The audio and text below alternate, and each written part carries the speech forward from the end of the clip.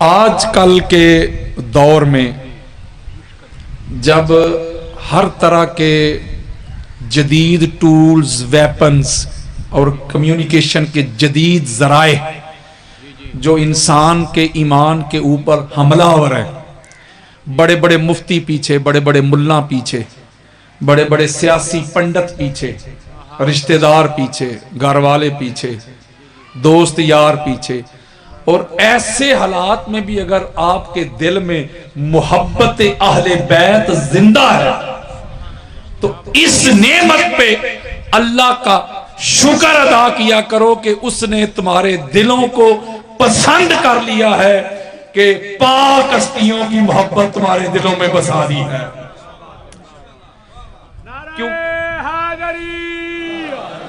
کیونکہ یہ جو نفوس قدسیہ ہے، ان کی محبت، ان کی معرفت ہر ایرے غیرے کے دل میں نہیں آتی، ہر نتھو خیرے کے دل میں نہیں آتی۔ جو لوگ کہتے ہیں نا کہ ہم اس طرح یعنی ایکسٹرا آرڈنری اس نفوس قدسیہ سے ہم محبت نہیں کرتے، تو میں ان کو جواب دینا چاہتا ہوں، آپ کی کیا حیثیت ہے، آپ کی کیا اوقات اور ذات ہے کہ آپ محبت نہیں کرتے؟ اللہ نے تمہارے ناپاک اور غلیظ دلوں کو اس قابل ہی نہیں سمجھا کہ اس کے پاک بندوں کی محبت تمہارے دلوں میں آ جائے۔ تم کس گمان میں اور گمنڈ میں اور ذوق میں رہتے ہو کہ تم محبت نہیں کرتے؟ اللہ کے بندو، تم محبت نہیں کرتے، اللہ نے تمہیں اس قابل ہی نہیں سمجھا کہ اس کے محبوب لوگوں کی محبت تمہارے دلوں میں آ جائے۔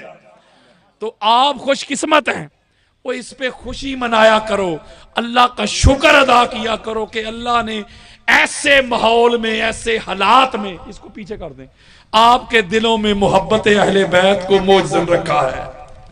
ورنہ میں نے، اور یہ محبت کوئی مال سے بھی نہیں ملتی کہ بندے کے پاس بہت زیادہ مال ہو تو محبت اہل بیت اس کے دل میں آ جائے گی، علم سے بھی نہیں ملتی۔ اگر آپ محبت اہل بیت کی معرفت کی شرط اگر آپ علم رکھیں تو یہ کربلا کے ریگزار میں مولا کے خلاف فتوے دینے والے سارے مفتی تو تھے۔ اگر علم شرط ہوتا میرے بزرگوں، میرے دوستوں، تو کوئی صاحب علم کافر نہ ہوتا۔ اس کا مطلب ہے اس گھر کی معرفت کی شرط علم بھی نہیں، دولت بھی نہیں، امارت بھی نہیں۔ ایک ہی چیز میں نے دیکھی ہے، میں نے بڑی بڑی گاڑیوں والے، بڑی بڑی جگیروں والے، بڑے بڑے مربوں والے، میں نے لینڈ کروزر پہ بیٹھے لوگ دیکھے ہیں، محبت اہل بیت اور معرفت اہل بیت سے محروم میں نے پجاروں پہ بیٹھے ہوئے ایسے کنگلے بھی دیکھے ہیں۔ اور میں نے محبت اہل بیت اور معرفت اہل بیت سے مالا مال، وہ ریڑی لگانے والے، وہ چھابڑی اٹھانے والے، میں نے ایسے دولت مند بھی دیکھے ہیں۔ آج کے دور میں اگر اللہ نے آپ کو چن لیا ہے نا، اگر اللہ نے آپ کو چن لیا ہے تو اس پہ خوشی منایا کرو، اللہ کا شکر ادا کیا کرو کہ آج کل کے دور میں یار، آج کل کے ماحول میں آپ کے دلوں میں محبت رہ جائے۔ اہل بیت کے دشمن پیچھے، فتوے آپ کے پیچھے، گولیاں آپ کے پیچھے، گالیاں آپ کے پیچھے، بم دھماکے آپ کے پیچھے، ایسے ماحول میں، ایسے حالات میں آپ کے سینوں میں محبت اہل بیت ہے تو اس سے بڑھ کر آپ کو کیا نعمت چاہیے؟ یہی تو دنیا کی سب سے بڑی نعمت ہے۔ ذرا غور کریں، تدبر کریں، فکر کریں، غوطہ زنی کریں، ہم نے کیا کیا یار؟ 4 گالیاں کھا لیں گے، 4 دھمکیاں ہم سن لیتے ہیں، فتوے 4 سن لیتے ہیں، گمراہ ہو گیا، شیعہ ہو گیا، رافضی ہو گیا، کافر ہو گیا، یہی کچھ ہو رہا ہے نا ہمارے ساتھ۔ ذرا پیچھے تو جاؤ، پتہ نہیں وہ کون سا نشہ چکھ لیا تھا میس میں تمار نے۔ ذرا کہ میری بات غور کے ساتھ سنیے گا۔ وقت کے جو بادشاہ تھے، شاہ جی، وقت کے بادشاہ نے پیشکش کی تھی امارت کی، امارت کی، مال کی، عہدہ کی، منصب کی، جگیروں کی، ان کو آفر کی تھی، یعنی منسٹری کی۔ آج کل تو میں نے ایسے لوگ بھی دیکھے ہیں، یہ غیر سیاسی جملہ ہے، ایسے لوگ بھی دیکھے ہیں وہ امارت کی پیشکش ہو, منسٹری کی پیشکش ہو, ٹکٹ کی پیشکش ہو, وہ تو پارٹیاں چھوڑ جاتے ہیں, اپنے باپ دادا کا مذہب چھوڑ جاتے ہیں. آج کل میں نے ایسے لوگ بھی دیکھے ہیں, تو وہ بھی ایسے لوگ تھے کہ وقت کے بادشاہ ان کو خریدنا چاہتے تھے, مال کے ذریعے, دولت کے ذریعے, دھونس کے ذریعے, طاقت کے ذریعے, دھمکی کے ذریعے. پتہ نہیں وہ کون سا نشہ چکھ لیا تھا میس میں تبار نے, وہ کون سا راز پا لیا تھا عمار ابن یاسر نے, وہ کون سی حقیقت جان لی تھی حجر ابن عدی نے, حضرت مقداد نے, حضرت سلمان نے, حضرت بلال نے. انہوں نے اہل بیت کی محبت میں گردنیں تو کٹوا دی, جلا وطنی تو قبول کر لی, بہن بھائی تو چھوڑ دیے, اولاد تو چھوڑ دی, پھانسیوں پہ چڑھ کے جھولے تو لے لیے, لیکن علی علی کرنا نہیں چھوڑا.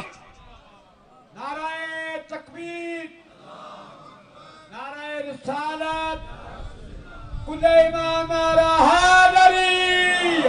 ہم نے کیا کیا ہے یار؟ جب امام نسائی نے یہ منظر دیکھا, بنو امیہ کا دور تھا, امام نسائی ہماری اہل سنت کی جو سیاہ ستہ جس کو کہا جاتا ہے نا 6 معتبر کتابیں مانی جاتی ہیں, ان میں ان کی سنن نسائی ہے, یعنی سیاہ ستہ کے خالق بتا رہا ہوں میں. اتنی بڑی شخصیت ہے, علمی شخصیت. جب انہوں نے دیکھا کہ ممبروں کے اوپر میرے مولا کو سب و شتم ہو رہا ہے, ام المومنین حضرت ام سلمہ رضی اللہ تعالی عنہا, ہماری اماں جان, پتہ نہیں مولوی کو ہے ماں کیوں نظر نہیں آتی, بتاؤ کیوں نظر نہیں آتی ہے ماں؟ یہ وہ ہماری ماں ہے. میں اہل سنت کی 150 کتابیں دیتا ہوں, یہ وہ ماں ہے کہ جو پاک بی بی کی مصیبت میں, بیماری میں, پریشانی میں ان کی خدمت کرتی رہی. ماں ہونے کا حق ادا کر دیا ام سلمہ نے, اور پاک بی بی خدیجہ الکبریٰ صلوات اللہ علیہا کے بعد جن کو پاک بی بی ماں کہہ کے بلاتی تھی نا, وہ حضرت ام سلمہ تھی. اور یہ وہ ہماری ماں ہے, یہ وہ ہماری ماں ہے جن کو حضور علیہ السلام نے کربلا مولا کی وہ مٹی دی تھی جو جبریل امین لے کے آئے تھے. نہیں سمجھے یار؟ یہ وہ ہماری ماں ہے. جب مولا حسین بادشاہ سرکار کربلا تشریف لے کے گئے تھے تو پیچھے فاطمہ صغرا کو ان کے پاس چھوڑ کے گئے تھے. اور آگے سنو, یہ وہ ہماری ماں ہے جو ہر نماز میں اہل بیت کے دشمنوں پہ لعنت بھیجا کرتی تھی. یارہ ہے تے کوئی گل نہیں نا کہ ماما بھی تیری مرضی دیاں تے صحابہ بھی تیری مرضی دے. ام المومنین حضرت ام سلمہ رضی اللہ تعالی عنہ, اہل ایمان کی امی جان, آپ روایت کرتی ہیں کہ میرے پاس یہ جامع ترمذی میں روایت موجود ہے قبلہ, ہماری اہل سنت کی تیسری چوٹی کی کتاب ہے. جو خود کو سنی کہے ترمذی کو نہ مانے, سنی نہیں. یہ بڑی خاص بات میں آپ کو سمجھانے لگا ہوں.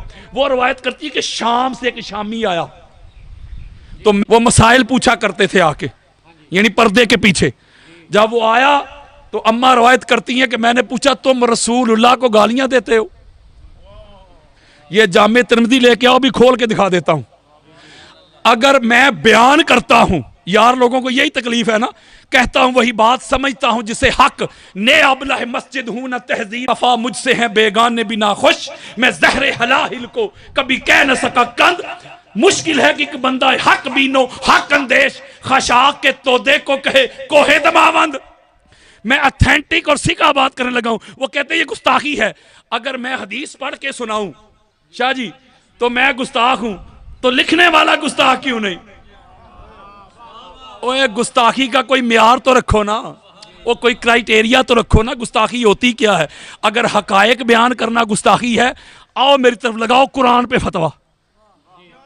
قرآن نے کس طرح کھول کھول کے پھر حقائق بیان کی ہیں, پھر لگاؤ قرآن پہ فتویٰ. اب اماں روایت کر رہی ہیں, اماں, اور یہ ہماری اہل سنت کی چوٹی کی کتاب ہے جامع ترمذی, اس میں یہ روایت موجود ہے. اماں کہتی تم رسول اللہ کو گالیاں دیتے ہو؟ وہ کانوں کو ہاتھ لگاتا ہے, کہتا ہے کل تو معاذ اللہ, یہ کیسے ہو سکتا ہے؟ ہم رسول اللہ کو کیسے گالی دے سکتے ہیں, سب و شتم کر سکتے ہیں؟ یہ ہو نہیں سکتا. آپ فرماتی انی سمیت رسول اللہ صلی اللہ علیہ وآلہ وسلم یقول من سب علی فقد سبانی. اماں کہتی ہے میں نے خود آمینہ کے لال تاجدار کائنات کو، اللہ کے حبیب کو، پاک زہرا کے بابا کو، حسنین کے نانا کو یہ فرماتے ہوئے سنا تھا، جو علی کو گالی دیتا ہے، جو علی کو سب و شتم کرتا ہے، وہ مجھ محمد کو گالی دیتا ہے۔ دوستو، کوئی شیعہ ہے شیعہ رہے، کوئی سنی ہے سنی رہے، کوئی اہل حدیث ہے اہل حدیث رہے، کوئی دیوبند ہے دیوبند رہے، خدا کے لیے ذرا دلوں میں عدل لے کے آؤ، انصاف لے کے آؤ، ذرا مجھے بتاؤ رسول اللہ کو گالیاں دینے والے رضی اللہ ہوتے ہیں کہ لعنت اللہ ہوتے ہیں؟ اماں کہہ رہی ہیں کہ نبی کو گالی دینا علی کو گالی ہے۔ تو ایسا دور بھی تو تھا نا جب امام نسائی نے یہ حالات دیکھے، یہ ایٹموسفیئر دیکھا، یہ ماحول دیکھا، تو دل میں محبت علی تھی نا۔ ان کے سامنے بھی حالات تھے جو فیس کرنے تھے، جہاں علی علیہ السلام کا نام لینے والوں کو پکڑ کے پھانسیوں پہ چڑھایا جاتا تھا، قید کر دیا جاتا تھا، زبانیں کاٹ دی گئیں، بازو کاٹ دیے گئے۔ پتہ کرو ذرا حجر ابن عدی کا، بیڑیوں سمیت دفن ہوئے ہیں وہ عذرا کے مقام پہ، اپنے ساتھیوں سمیت، بیڑیوں سمیت گئے۔ کہتے ہیں ان بیڑیوں سمیت قیامت کے روز میں یہ امیر شام کے سامنے اپنا مقدمہ اللہ کی بارگاہ میں رکھوں گا۔ تو حالات تو تھے نا۔ امام نسائی کو نہیں پیاری تھی جان، آپ نے 200 سے زائد مولا علی علیہ السلام کی افضلیت پہ حدیث اکٹھی کی اور کتاب لکھی خصائص علی ابن ابی طالب علیہ السلام، اور دمشق کے منبر پہ چڑھ کے سنا دی۔ نہیں سمجھے؟ آج تو ہم بڑا آرام کے ساتھ پنکھے لگے ہوئے ہیں، امام بارگاہ میں، مساجد میں، پنڈال میں بڑے سکون کے ساتھ فضائل بیان کر رہے ہیں۔ پتہ تو تب چلتا ہے جب گولیاں آ رہی ہوں، پھر اس وقت جب علی کا نام لینا یعنی موت قبول کرنا ہو، ایسے حالات میں کوئی علی علی کرے۔ میں 2 سال پہلے ایک جملہ آپ کو بتاتا ہوں، میں اہل سنت ہوں۔ پچھلے 2 سال پہلے جب کووڈ آیا تھا، پورے اپنے عروج پہ تھا، پہلی بار جب ہمارے ملک میں لاک ڈاؤن ہوا، مارچ کا مہینہ تھا، حالات بڑے خراب تھے۔ تو جب حکومت نے ڈرایا، پوری دنیا نے، میں اس کووڈ نے اپنے آپ اس کو لپیٹ لیا پوری دنیا میں، تو بڑے بڑے محبت کے دعوے دار چھوڑ گئے، اور بیویاں چھوڑ گئیں، بیوی بچے چھوڑ گئے، اولاد چھوڑ گئی، سوشل ڈسٹنس پہ آ گئے تھے، دور ہٹ گئے تھے۔ کیوں؟ جان بڑی پیاری تھی۔ جب 21 رمضان کا دن آیا، میں ممبر پہ بیٹھا کہہ رہا ہوں واللہ باللہ تاللہ، 21 رمضان کا دن آیا تو میں نے گھر میں جب 21 رمضان کے جلوس دیکھے، جب مومنین لاکھوں کی تعداد میں سڑکوں پہ نکلے، نہ کوئی ایس او پیز تھی، نہ کوئی ماسک تھا، ایک جملہ دینے لگا ہوں، تو میں نے اپنے گھر میں بیٹھا سوچ رہا تھا، میں نے ایک جملہ کہا، مولا یہ شیعہ کس مٹی سے بنے ہیں؟ اگر شیعہ بھی نہ ہوتے تو اہل بیت کے غم میں روتا کون؟ یار لوگ بڑی محبت کے دعوے کرتے ہیں، اہل بیت سے بڑی محبت ہے، بڑا پیار ہے، ہم سے بڑھ کر کون ہے جی؟ ہم غلام اہل بیت کے، جن کو محرم کے پہلے عشرہ میں باپ دادا کے عرس یاد آ جاتے ہیں، جن کو محرم کے پہلے عشرہ میں بیٹے بیٹیوں کی شادیاں یاد آ جاتی ہیں، وہ دعوے کرتے ہیں۔ ہم سے بڑھ کر کون اہل بیت سے محبت کرنے والا؟ 2 سال پہلے ایک مولوی نے پاک سیدہ کے گھر کی طرف منہ کر کے بھونکنے کی کوشش کی تھی۔ میں آپ کو جنون بات بتا رہا ہوں، میں آمنے سامنے خطبات جمعہ ہم دیتے ہیں، 48 گھنٹے میں نے دلائل دیے تھے، اس پر ہم نے FIR کٹوائی تھی، اور وکلاء سے جب میں نے بات کی تھی، ذرا توجہ کے ساتھ نکتہ سمجھیے گا، تو میرا وکیل کہتا ہے کہ علامہ صاحب اگر آپ کیس کرنا چاہتے ہیں تو کوشش کریں کوئی مدعی سید ملے۔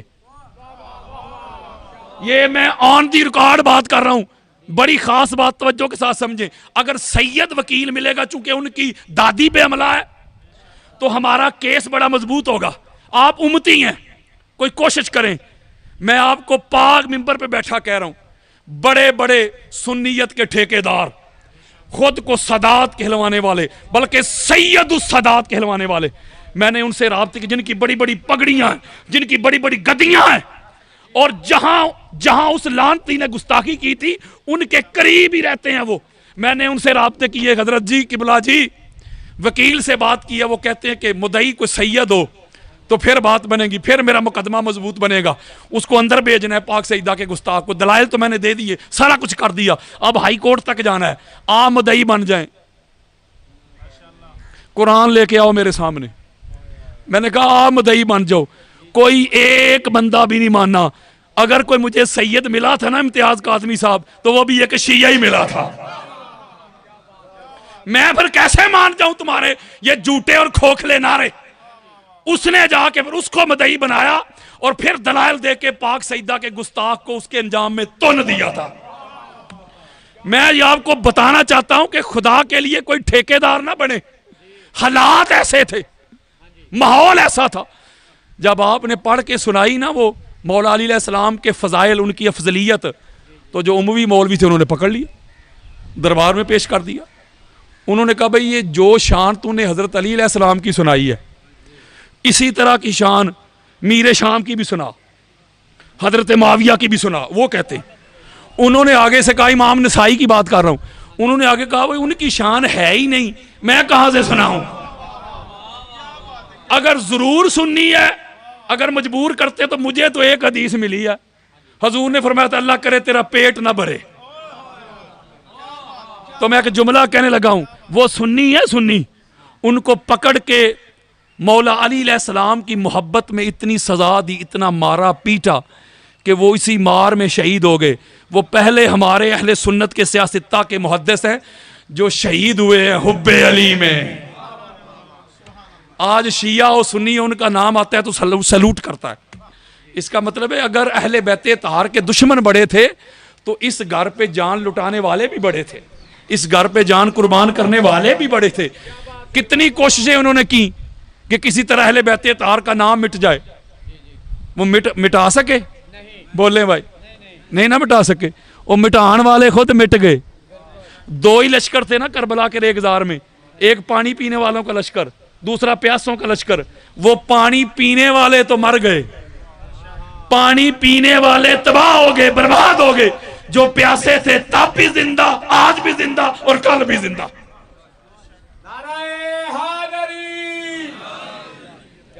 اس لیے کوئی بندہ اہل بیت طاہر کو شیعہ سنی میں تلاش نہ کرے.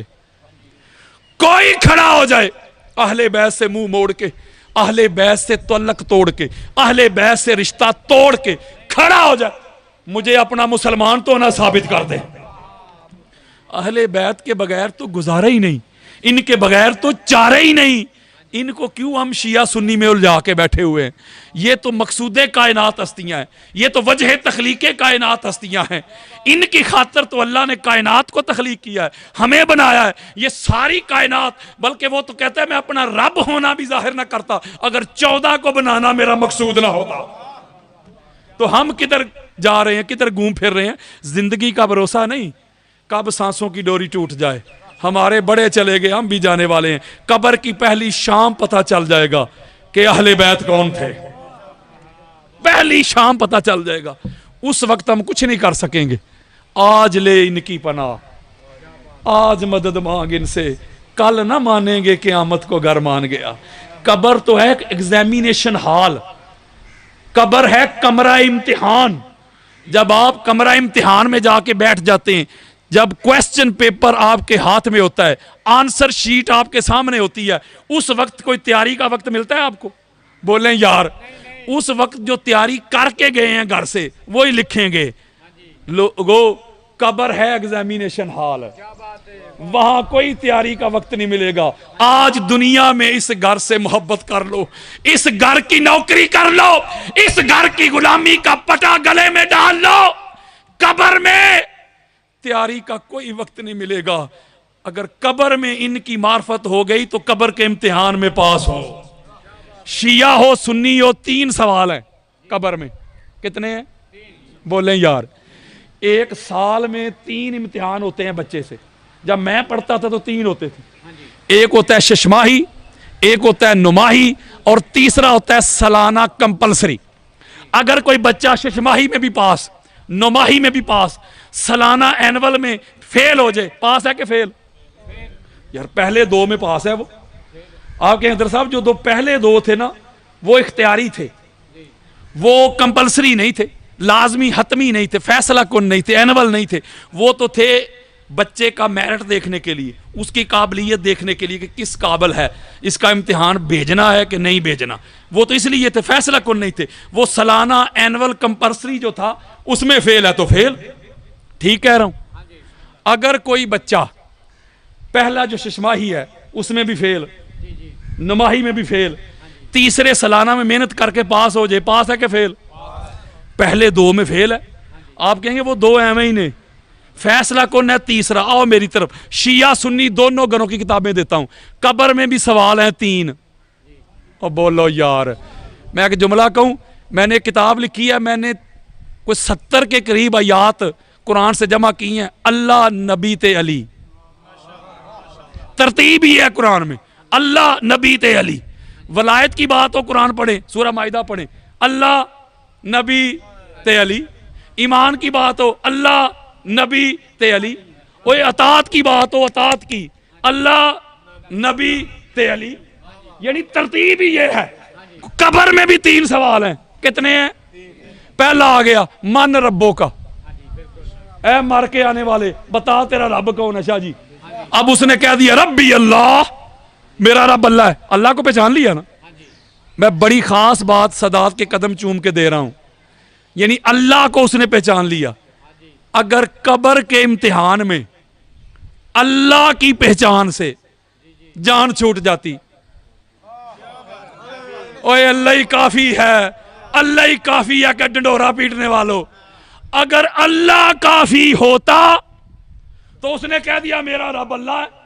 فرشتے کہتے بھئی موجہ کر، تو نے اللہ کو پہچان لیا، یہ تیرے لیے جنت ہے. جواب آیا یا نہیں آیا؟ دوسرا سوال پھر آ گیا، ماں دینوں کا، بتا تیرا دین کیا ہے؟ اس نے کہہ دیا دین اسلام، میرا دین اسلام ہے. اس کا مطلب ہے دین کو بھی پہچان لیا، اللہ کو بھی پہچان لیا. قبر کے امتحان میں کامیابی نہیں ہوئی، بالکل نہیں ہوئی. فرشتوں نے نہیں کہا جا موجہ کر. اس کا مطلب 2 پہلے تھے اختیاری، ایک تھا ششماہی، ایک تھا نماہی. اب آ گیا کمپلسری، اب آ گیا اینول، اب آ گیا حتمی، اب آ گیا فیصلہ کن. اب فرشتے پوچھتے ما کنت تقول فی حق ھذا رجل محمد و آل محمد. اب فرشتے پوچھتے ہیں مر کے آنے والے بتا محمد اور آل محمد کے بارے میں کیا عقیدہ رکھتا تھا. یہ مضارع کی ضمیر ہے، علماء بیٹھے میرے سر کا تاج. فرشتے یہ نہیں پوچھ رہے اب بتا کیا کہتا ہے، نہ. جب دنیا میں بیٹھ کے تقریریں کرتا تھا ان کو اپنے جیسا کہتا تھا کہ کائنات میں سب سے اعلیٰ مانتا تھا.